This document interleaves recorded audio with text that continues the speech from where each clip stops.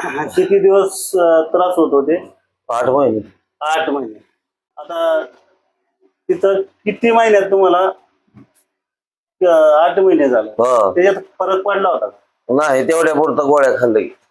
असे मांडी घालीत होते? नाही विषयच नव्हता ना. नव्हता. आता हाताला काही त्रास होतो का? आता तर सध्या नाही. हाताला त्रास व्हायना आणि पायाला त्रास व्हायना. हो. हात उचलून पहा बरं. हे काय झाला?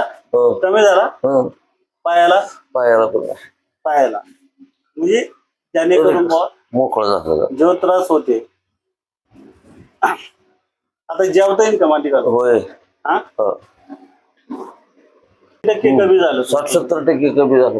70% हो. कमी झालं दुखणं. आधी असं बसा येत नव्हतं.